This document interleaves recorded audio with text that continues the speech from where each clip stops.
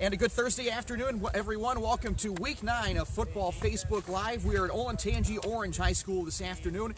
We're talking about the Pioneers taking on Olentangy Liberty tomorrow night. I'm Dave Purpura, along with Orange beat writer Scott Hennen, and our guest to begin the show is Pioneers coach Zebb Schroeder. He was the first coach on our first on-site Facebook Live last year. Good to see you again. All right, thanks for being here. We've done about 20 of these things since then, probably.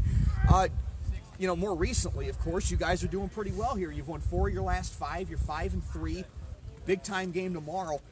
What have been some of the keys that you guys have been able to turn it around after a few struggles early in the year? Well, I think, could rattle off a lot because we had a lot to improve on at the start of the year. But, I think we're, first and foremost, protecting the football. We haven't had a whole lot of turnovers, those turnovers that just are drive killers or leave points off the board that way. So, or give them a short field. I think we've been really rallying to the football well on defense, and guys are understanding their job a little bit. See, we tweaked our defense too in the offseason, and then you throw in the fact you get some guys that are pretty inexperienced, and so I think those guys are getting their feet under them, and they're playing really well. I think the games in the middle of the season against the spread teams, even against Pick North, I think it was really good to. Even though they were really good, it was good for us to learn and figure that out a little bit. And I think our offensive line, defensive line, the keys this season anyways, they're playing really well right now. And this group's coming together. This is a fun group to coach. They really like being around each other. The leadership is fantastic. And, that can go a long way. Sure. So. Now, you were talking about you had a ton of first-year players that had to get their feet wet at the varsity level. I mean, and one of those players, as far as a quarterback, he played D-back last year. But Robbie Dayhuff has really become a leader for you in throwing the ball, and he's one of your top rushers as well. Talk about the evolution of your offense right now. Yeah, Robbie's really dynamic, and I think he's he's not the most polished passer. He's not like a true quarterback. He's just a straight-up competitor. He's really fun because there's plays, like you draw it up one way and you think, well, here's how we're going to execute it, and Robbie just uses his instincts and competitiveness to do it another way, and he still gets 8 or 9 yards for you. I don't know, to compare him to somebody, I don't know. We haven't had a guy like him just because he's it's like having a tailback at the quarterback position as well, just because he's so dynamic with his feet and just so competitive. The really nice thing about the evolution of the offense is, he's really thrown the ball better as of late. In the last 3-4 weeks, I think his throw game's really improved, and I think he feels good about it right now, and it helps to have get some receivers back that were hurt and that sort of thing. So you had mentioned the last 3 or 4 weeks. Was there a particular game where you thought, hey, he's turned a corner? I think weeks 4 and 5, Big Walnut, I really saw the light come on for him, and in the Westland game in kind of adverse conditions a little bit because it was raining. I thought he had a really, really good game, both running and passing. And so I feel like that confidence is kind of built his momentum into our conference schedule. But he's a guy he has really high expectations for himself because he wants to win for this team. And that's always fun when you have a kid like that. You were talking about getting a receiver. There's some players back and some receivers back. Everyone thinks of Zach Harrison as a defensive end, but he's also really talented out wide or at the tight end position. Tell me how he helps you out in that respect. Yeah, it really has helped our running game out because it kind of forces people's hands. Some people will choose to say, okay, we're going to dare you to throw it to them. And they're going to keep that 8th hat, maybe a 9th hat in the box, and that makes it an easy decision for us. And we need to give him several. If that's the case, we need to give him several opportunities to make a play because eventually he will make a big play for you. And then if you're going to say, well, we're going to make sure we put 2 to him, it really makes it easy for us on where to run the football at that point. So it's just kind of we go some look tempo and just figure out how they're going to defend it and, getting the best play call from there. Big game tomorrow night for you guys. It always is. It seems like when these district schools get together, you're heading over to Liberty. What jumps off the page about you, or to you, about Liberty, and what might some of the keys be tomorrow night? You know, I think first you just see a very just a fundamentally sound football team. The offense, defense, special teams. You know, they don't beat themselves because they're sloppy or they're not in a good stance or don't know their assignment. They're very skilled in what the coaches ask them to do, and then you see the quarterback position in a lot like Robbie and their quarterback and Mitchell Oakley. You see a competitor, right? You see a guy who'd probably be good at whatever sport he played just because he has a mindset that his team's going to win. And so, anytime you face a guy like that, you know that he's going to extend plays and he's just going to do it on raw emotion and competitiveness sometimes. So, we're going to have to make sure that we tackle him and get him the first time if we have a chance to get to him. The run game is really solid, a really hard running back, hard running back. And I think they play with really good pad level on defense, so you factor all those are kind of all those ingredients for a successful football team, so it's no wonder why they're playing well right now. All right, Coach. Well, hey, we'll let you continue with preparation. Right. Thanks a lot. Thanks, Coach. Okay. All right. Thanks, guys. Coach Zebb Schroeder, Olentangy Orange, and joining us now is Jarrod Ulrey. Going a little bit more into this game. Of course, both teams are 5-3 overall. Patriots are 3-0, and the Pioneers are 2-1 in the league. The only loss coming to Olentangy, which Liberty beat last week. He was mentioning the running back, Aiden Kenley, had 140 yards. I think all but 37 of their yards on the ground. You two cover these two teams. Anything jump off the page about this matchup as a potential key tomorrow night? Well, he was actually kind of referred to it a little bit with the quarterback play. Both of these quarterbacks can beat you in a lot of different ways. That was one thing that I noticed. Oakley, he's rushed for about 300 yards.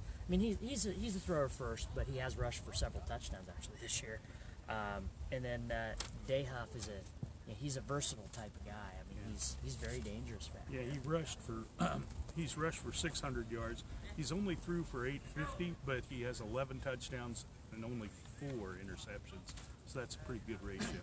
This is kind of the league championship game. I know that there's still some stuff to be determined in Week 10, but league championship game, and you got Liberty's 4th. They're 4th in Region 2. Orange is 8th in Region 2. So it's kind of a playoff game too. Yeah.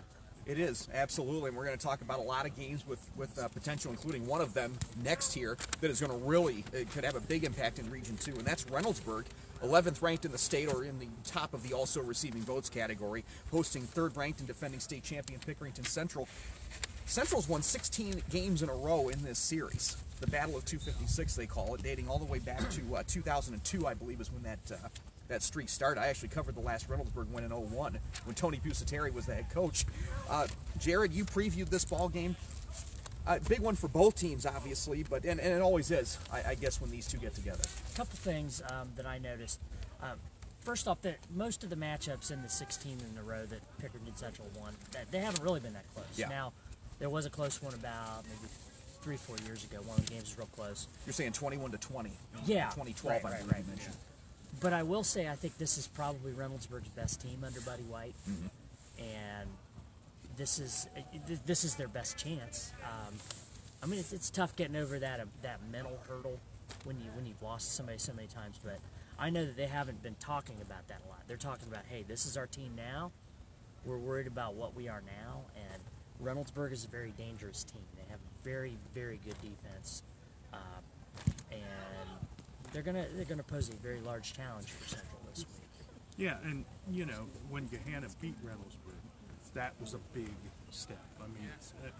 That woke Reynoldsburg up, and I think they know that they're not invincible anymore. That's always good for a team to know. And not that they would feel invincible against Pick Central, but they beat Pick North. That's a hurdle for them. Another thing that actually helps Reynoldsburg is the fact that last week they got to rest a bunch of guys last week. They got to rest Mershawn Rice and Cortland Bullard and Keyshawn Moore. So they're going to come into this game a little bit rested, while Central is coming off a huge emotional win. And that can be good or bad. And maybe they'll figure out a way to turn that into a good thing. I mean, they've got that. Maybe they got their swagger back after losing to Lancaster. So. Mentioning Lancaster, Pickerington North could do either Central or Reynoldsburg, not Centerville, Central or Reynoldsburg a favor if they knock off Lancaster tomorrow night. Lancaster's 3-0 in the league. That is a gigantic game when it comes to Region 3. These are the Central two teams has won right outside of 12 consecutive league titles, too. Yeah. So that's kind of on the line the next couple of weeks. Yep. So, yeah, you're right. Lancaster is right now is 9th, and Pickerington North is 10th, or do I have that backwards? I think it's North is 10th and Lancaster is 9th. Is 9th in the region. Or no, I'm sorry. For Region 3. North is 9th, Lancaster's 10th. Okay. But either way, somebody can do themselves a lot of favors tomorrow night with a win here. Yeah, they're both fighting for their playoff lives. Lancaster plays really well at home. They're just not at home this week, and I think that'll be a big difference. It really will. And funny enough, Lancaster has played on grass for so many years. They now have turf, and now they're going to go to Pickerington North, which kind of maybe that field's going to suit their running game. Maybe it's going to feel like home to them. It very well could. Well, don't get stung there. One thing about this is a lot different of a challenge than Pickerington North had against Pickerington Central. Lancaster's they're a lot different of a type of team. And because last week, Mike Lowry he was held to 47 yards passing. Yeah. I'm not sure I really see that happening again.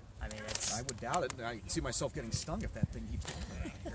Chris got one catch for 7 yards last week. Right. That tells you how well Central did defensively. They did. They've just got a really exceptional defense, and it's kind of surprising that they would give up 31 points to Lancaster. Although Lancaster's really good. So.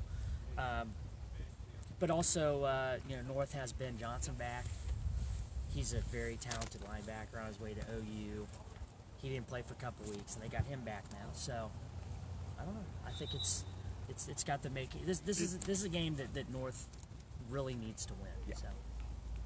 In the OCC Cardinal, Hilliard Darby is at 6-2. They're 4-1 overall, taking on a Delaware team that is at 6-2 and 3-2 in the league, and is in better position for the playoffs at the moment. They are 7th in Region 2. Darby is 11th in a pretty competitive Region 3. They probably need a win tomorrow night. They're only giving up 12 points a game. They've won 4 in a row here, and they're going to a Delaware team that's trying to get in the playoffs for the first time in a decade here. Well, that's the thing about Darby. These are two opposite type teams. Delaware has a pretty decent offense that can put up points. Darby has one of the best defenses in the area, as you said, with 12 points. But with they have trouble getting things going offensively. Last week against Worthington Kilbourne, 7-0, and they've only scored more than 17 points once, and usually they score around 14 or 7 points. They've been having some problems on offense. If they can get that moving, they should be in good shape. Darby's always a team that's a little underrated, I think. Yeah. I believe they've lost both of their games by 7 points apiece, and that was to Bradley and Davidson, if I'm not mistaken. So, of course, Delaware is a great story this year.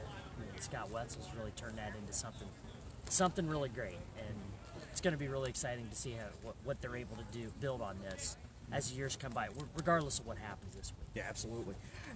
Also, Hilliard Davidson is heading to Marysville. Davidson with the inside track on the OCC Central Championship after they beat Kaufman last week, and they're first in the Region 3 all of a sudden. Not all of a sudden, but they've jumped to first in Region 3 with over 26 points. Marysville, they lost to UA last week. That dealt them a pretty serious blow, probably in their hopes of making the playoffs in Region 2. You'd think Davidson should win this game. Marysville has given some good teams some fits, though. They did. Kaufman. Yeah, Kaufman needed overtime to beat him. That's right. Davidson is really on a roll right now. They got that offense just rolling. They're eating into the clock. It's going to be really tough for them. I gotta say that I think that Marysville's going to give them a very good game. And the reason is because they're playing at home. I think they probably are going to come into this sensing this is kind of our season on the line. Yeah. And here we are, we're getting a chance to play a state-ranked team. So I think I expect it to be a good game, actually. You mentioned seasons on the line. Upper Arlington is at home against Central Crossing. They probably need to win out to get into the playoffs in Region 2. They were dealt a bit of a blow yesterday. Coach Joel Cutler has been placed on administrative leave while some handling of health and wellness issues of his players is investigated. Now, Tony Pusateri, when we talked yesterday, emphasized, hey, he could be back for the Kaufman game. You just never know with these sorts of things. But they're facing a Central Crossing team that is out of the playoff picture most likely in Region 3, but they're coming in at 4-4. I would fully expect this to be a pretty good game that I'm going to be covering tomorrow. Yeah, Central Crossing is one of the unsung teams in the They area. really I mean, they've been beaten by some pretty good teams, and I think UA is going to be playing for Coach Cutler this week. They're going to have a little bit of a chip on their shoulders and ready to go. Oh yeah, I mean, and they're 10th in that region anyway, so they needed to win. Yeah. You know, not to mention this extra added motivation here, I'm sure. That's right. Also, and I joked about it last week, the City South Showdown portion of the program.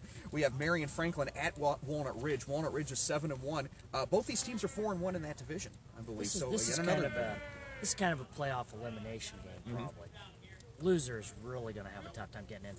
Winner's going to have a tough time getting in, just because of the way things are kind of shaken out. I mean, Walnut Ridge is in Division II, Region 7, and I mean, I think they're a really good team. I think they're probably better than they were last year. Yeah. And I mean, they could end up going 9-1 and not making it. Yeah. So, Marion Franklin, 6-2, and they're a solid team, well coached, obviously, and both teams have very good quarterback play. I mean, Walnut Ridge, I mean, they've lost one, and it was on a busted play at the end of the game. It was a fluke, a missed snap that a guy picks up and takes in for a touchdown at the buzzer.